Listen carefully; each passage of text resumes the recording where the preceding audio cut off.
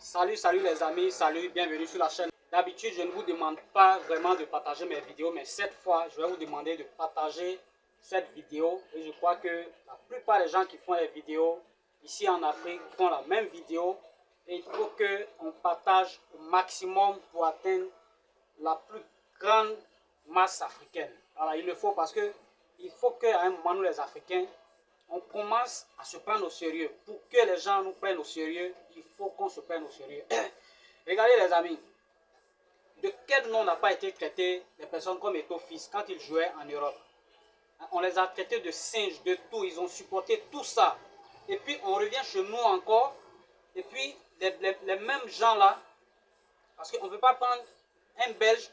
Quand moi je regarde la vidéo, c'est vrai que je ne vais pas vous mettre la vidéo. Vous pouvez regarder la vidéo où Eto'o s'est clashé avec le sélectionneur camerounais, le Belge là, et puis avec tout le ministère des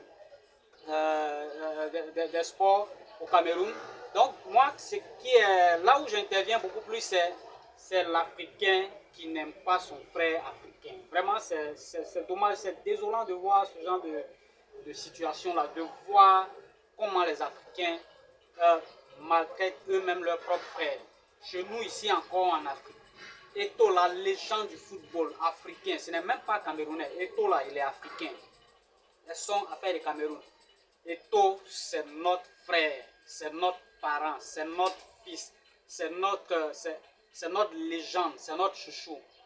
Donc on doit éviter que n'importe qui vienne chez nous pour se foutre de nous, parce que c'est nous-mêmes qui permettons ce genre de... Si ce gars-là, le sélectionneur, s'est permis de se tenir comme ça face à Eto'o, le président de la fédération, l'Africa Foot, ça dépend de ce qu'on lui dit au ministère, puisqu'il a été recruté par le ministère, ce qui d'ailleurs n'est pas normal.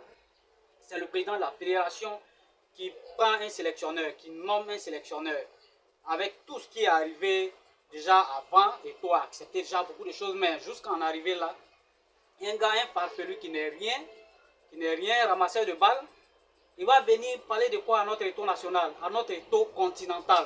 Non, mais on ne doit pas permettre n'importe quoi chez nous. C'est pas possible. C'est Eto'o, ça peut arriver à Drogba, ça peut arriver à toutes nos gloires. Mais quelles sont ces manières? Eto'o, c'est pas n'importe qui. Eto'o, il représente toute l'Afrique, il représente tous les Africains, il représente le continent noir. C'est l'un des plus grands joueurs au monde. Donc on ne peut pas se permettre qu'un farfelu, un entraîneur farfelu vienne comme ça. Non, c'est pas normal. J'appelle tous les Africains. Tous les Africains doivent se mobiliser derrière Eto'o. Quel que soit ce qui arrive, qu'il ait raison ou pas, tous les Africains doivent se mobiliser derrière Eto'o Fils. Là-bas, là, c'est comme ça. Quand il s'agit de eux là, ils se mobilisent derrière leurs citoyens, quel que soit ce qu'il a fait. On oublie ce qu'il a fait, mais on doit défendre, voilà, notre citoyen, quoi qu'il arrive. Mais c'est chez nous en Afrique, là, on vilipende nos propres citoyens, on vilipende nos gloires, on vilipende nos frères. Non, mais c'est pas normal.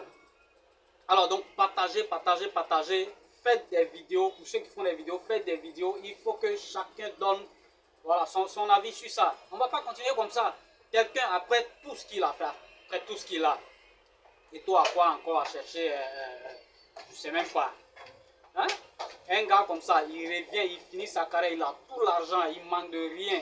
Il décide de revenir s'asseoir chez lui. Il décide de se battre pour améliorer les choses.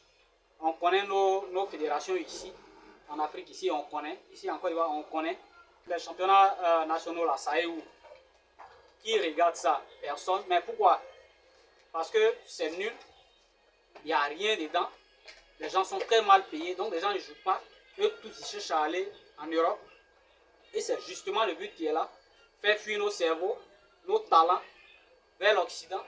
On doit arrêter ça à un moment donné. Quand quelqu'un se bat pour améliorer les choses, c'est vrai qu'on dit qu'il y a toujours des obstacles. Mais franchement, hein, voilà, franchement, Eto'o, je suis Eto'o aujourd'hui.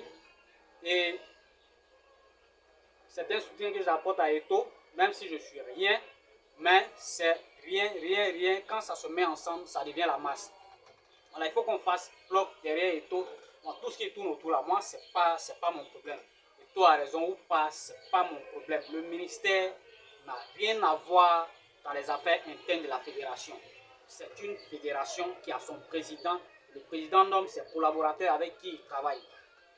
Alors qu'on parle de bras de fer entre fédération et temps, on s'en fout. Voilà, et là c'est le vieux, hein. C'est une affaire qu'il y ait bras de fer entre fédération et le ministère, c'est une affaire d'État.